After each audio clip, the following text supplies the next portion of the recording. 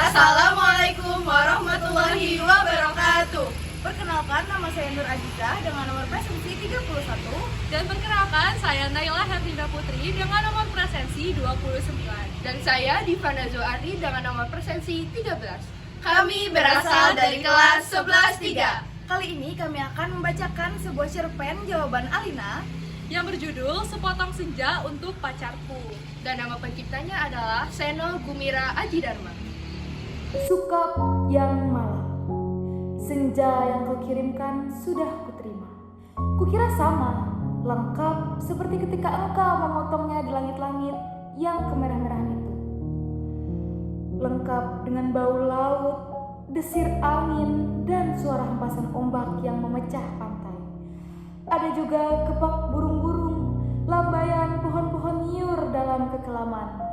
Sementara di kejauhan perahu layar merayapi cakrawala dan melintasi matahari yang sedang terbenam.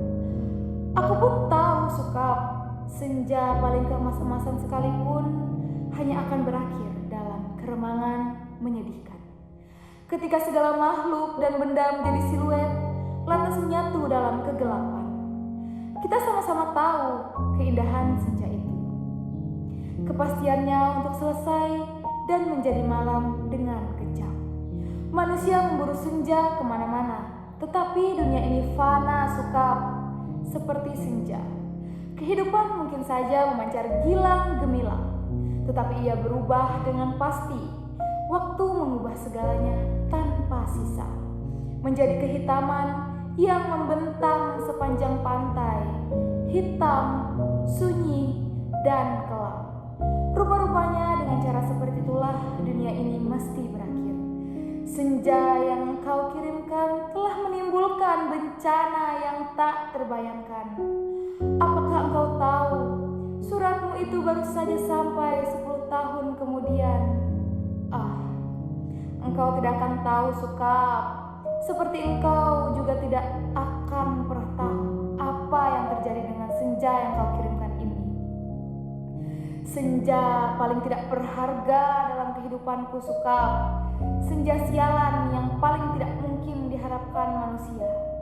Senja ini baru tiba setelah 10 tahun. Karena tukang pos yang jahil itu rupanya penasaran dengan cahaya merah keemas-emasan yang memancar dari amplop itu Sukap. Cahaya itu telah mengganggunya semenjak ia menggenjot sepeda dari kantor pos, berkilau-kilau dan memancar di tas surat yang tergantung di boncengan sepeda.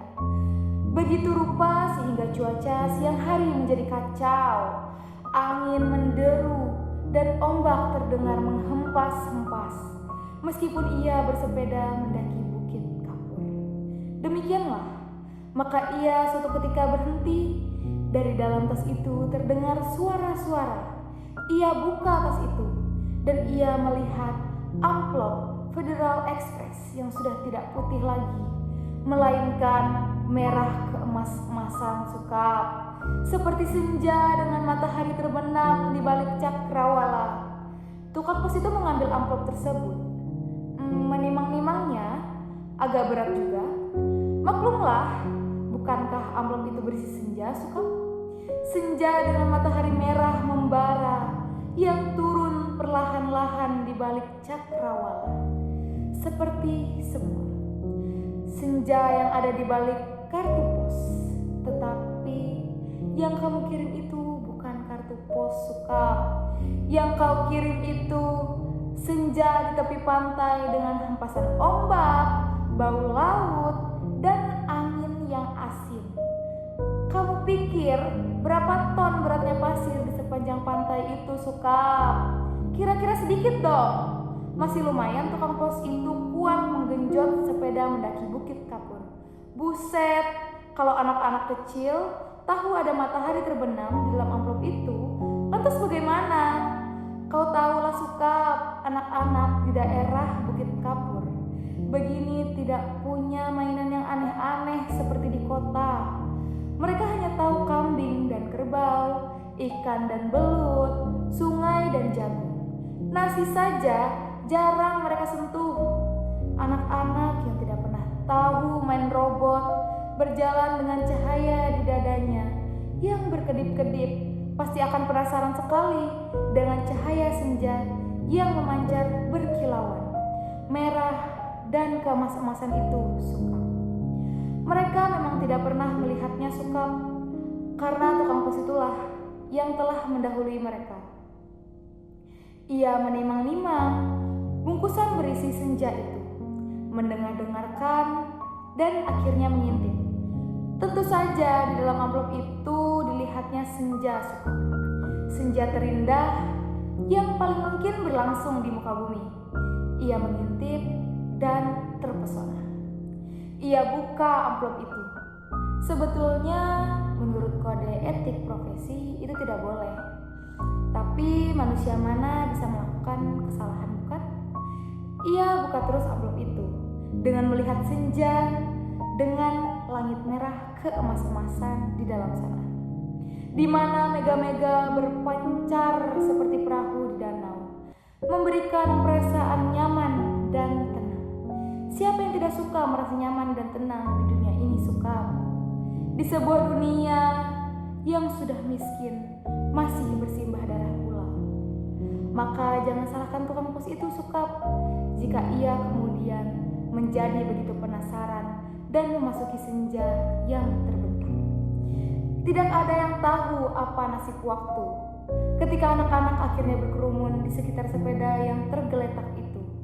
Mereka hanya melihat cahaya senja kemerah-merahan yang semburat membakar langit. Amplop itu hanya bocor sedikit, tapi akibatnya sudah begitu rupa. Ini semua gara-gara kamu, Sukap. Sukap yang malang, bodoh dan tidak pakai otak. 10 tahun lamanya tukang pos itu mengembara di dalam amplop. Kita tidak pernah tahu apa yang dilakukannya di sana. Apakah dia kawin, beranak pinak, dan berbahagia, atau selama itu dia hanya duduk-duduk saja memandang matahari terbenam dengan perasaan kehilangan. Sementara langit yang tadinya merah keemas-emasan perlahan-lahan menggelap ke biru-biruan. Aku juga tidak tahu bagaimana caranya menikmati senja di dalam amplop sukap, sebuah ruang yang sungguh-sungguh terdiri dari waktu. Apakah waktu bisa diulang atau bagaimana? Aku belum pernah memasuki senja di dalam amplop. Atau apakah di dunia ini sebetulnya seperti amplop ya sukap, di mana kita tidak tahu apa yang berada di luar diri kita, di mana kita merasa hidup penuh dengan makna, padahal yang menonton kita tertawa-tawa sambil berkata, "Ah, kasihan betul manusia." Apakah begitu sukap? Kamu yang suka berhayal barangkali tahu, tapi aku tidak mau hayalan. Aku tidak mau kira-kira. Meskipun usaha kira-kira itu begitu canggihnya sehingga disebut ilmiah. Aku mau tahu yang sebenarnya. Apakah ada yang menyaksikan kita sambil tertawa-tawa? Kalau iya, apalah artinya hidup kita ini sukap? Tidakkah nasib manusia memang seperti ikan yang diternakkan hanya untuk mengisi akuarium di ruang tamu seseorang, yang barangkali juga tidak terlalu peduli kepada makna kehidupan ikan-ikan itu? Aku tidak pernah tahu, dan tidak ada seorang pun yang tahu apa yang dialami tukang pos itu di dalam amplop, sampai ia keluar 10 tahun kemudian dengan wajah bahagia. Ia sudah 10 tahun menghilang di dalam amplop, tapi dia tidak tampak bertambah tua. Apakah waktu di dalam amplop itu tidak bergerak? Tepatnya, apakah senja di dalam amplop itu tidak berhubungan dengan waktu? Apakah tidak ada waktu di dalam amplop Federal Express itu? Apakah aku harus peduli dengan semua ini sukap? Apakah aku harus peduli? Kamu betul-betul merepotkan aku sukap. Dasar laki-laki tidak tahu diri. Sukap yang malang, goblok dan menyebalkan. Kamu tahu apa yang terjadi 10 tahun kemudian? Tukang pos itu tiba di depan rumah kami. Ya, rumah kami. Setelah 10 tahun banyak yang terjadi dong sukap. Misalnya, bahwa aku kemudian kawin, beranak pinak dan berbahagia. Jangan kaget, aku dari dulu tidak mencintai kamu sukap. kasih isyarat tidak mau mengerti. Sekali lagi, aku tidak mencintai kamu. Kalau toh aku kelihatan baik selama ini kepadamu, terus terang harus kukatakan sekarang, sebetulnya aku cuma kasihan. Terus terang, aku kasihan sama kamu, Sukap. Mencintai begitu rupa, tapi tidak tahu yang kamu cintai sebetulnya tidak mencintai kamu. Makanya jangan terlalu banyak menghayal, Sukap. Pakai otak dong sedikit.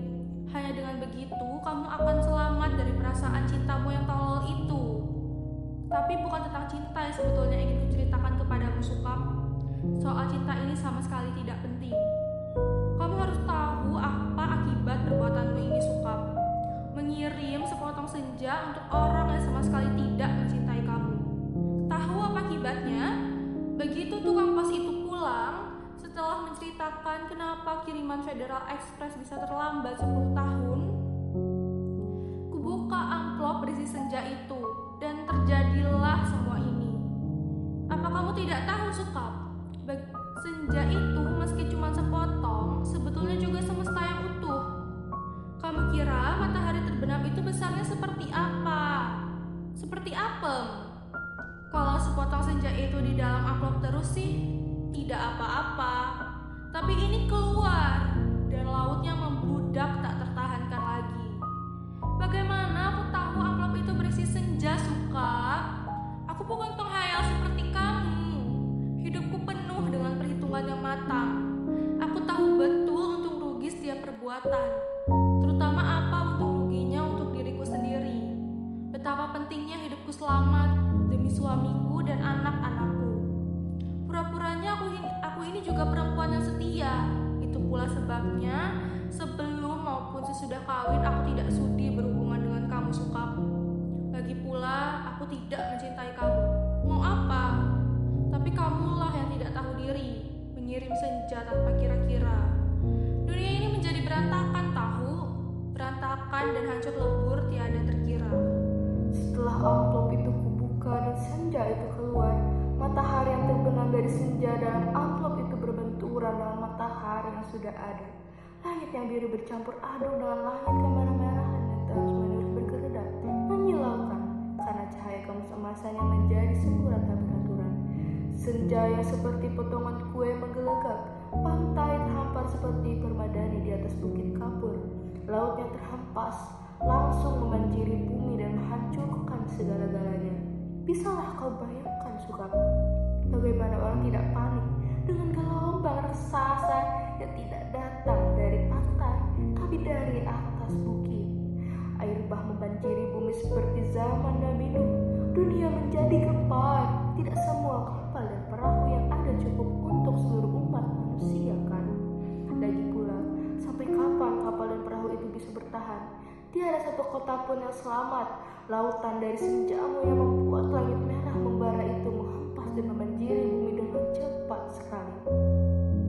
Gedung-gedung pencakar langit di setiap kota besar di seluruh dunia, gunung-gunung tertinggi di muka bumi, semuanya terendam air. Sukap, bumi ini sekarang sudah terendam air. Di mana-mana air dan langit senja tak kunjung berubah menjadi malam. Segalanya kacau, Sukap, gara-gara cintamu yang tak tahu diri. Sukap yang malam, paling malam, dan akan selalu malam. Aku menulis surat ini dengan kertas dan pena terakhir di dunia di atas puncak Himalaya.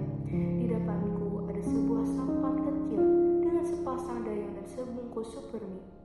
Itulah makanan terakhir di muka bumi.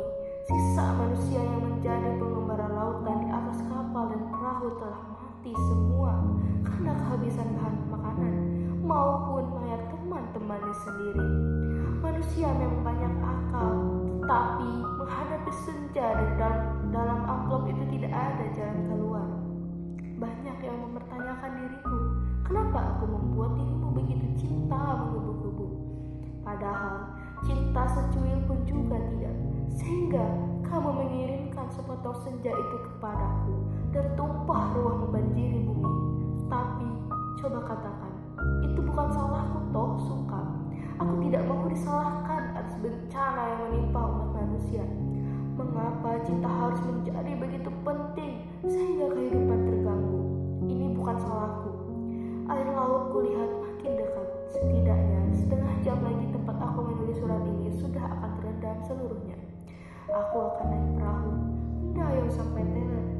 supermi mentah, lantas menantimu.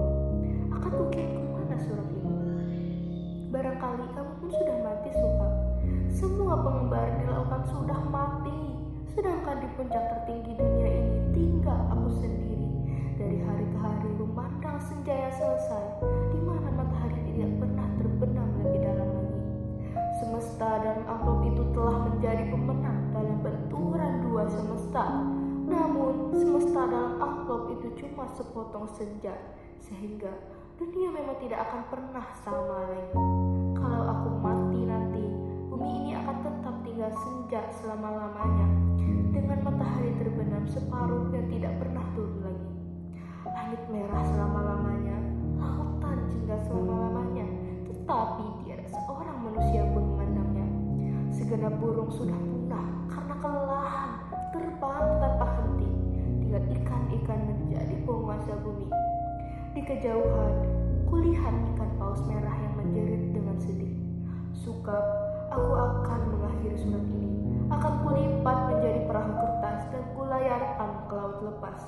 Bukan tidak mungkin surat ini akan terbaca juga, entah bagaimana caranya.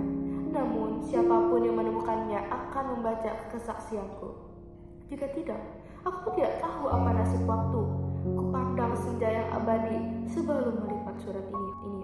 Betapapun semua ini terjadi karena cinta, hanya karena cinta. Betapa besar bencana telah ditimbulkannya ketika kata-kata tak cukup menampungnya. Kutatap senja itu masih selalu begitu, seperti menjanjikan suatu perpisahan yang sendu. Selamat berpisah semuanya, selamat tinggal. Alina, Pondok Aren, Sabtu 10 Februari 2001.